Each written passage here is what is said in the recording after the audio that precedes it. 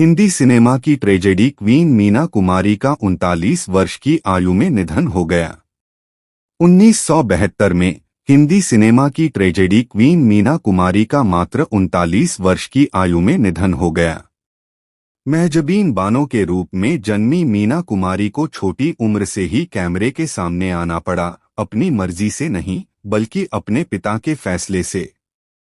अपने पिता की नज़र में वह परिवार की आय का स्रोत थीं। आज इस अभिनेत्री का जन्मदिन है। आइए इस अवसर पर उनके जीवन पर प्रकाश डालते हैं।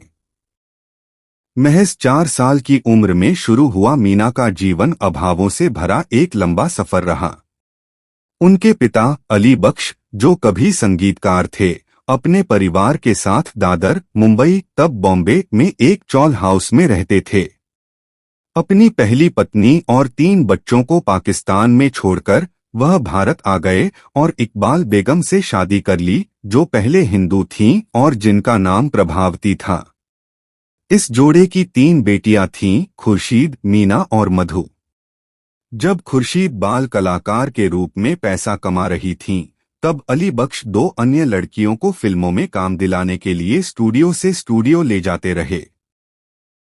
जब मीना का जन्म हुआ तो उनके पिता को उनके जन्म में इतनी अरुचि थी कि कहा जाता है कि उन्होंने उन्हें एक अनाथालय के सामने फेंक दिया था। हालांकि यह जानकारी प्रमाणित नहीं हुई है। हालांकि उनका घर एक अनाथालय के बगल में था, जहां से संभवतः यह अफवाह फैली। विनोद मेहता द्वारा लिखित पुस्तक Meena Kumari the classic biography में मीना कुमारी का एक उद्धरण उद्धृत किया गया है, जहां वे कहती हैं, जिस दिन मैं पहली बार काम पर गई, मैं सोच भी नहीं सकती थी कि मैं बचपन को अलविदा कह रही हूं।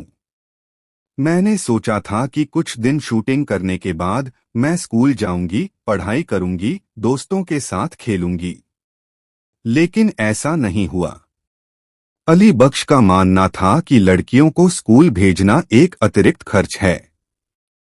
इसलिए उन्होंने तीनों लड़कियों को बाल कलाकार के रूप में इस्तेमाल किया। मीना को अपनी पहली फिल्म लेदर फेस के लिए 25 रुपए की फीस मिली थी।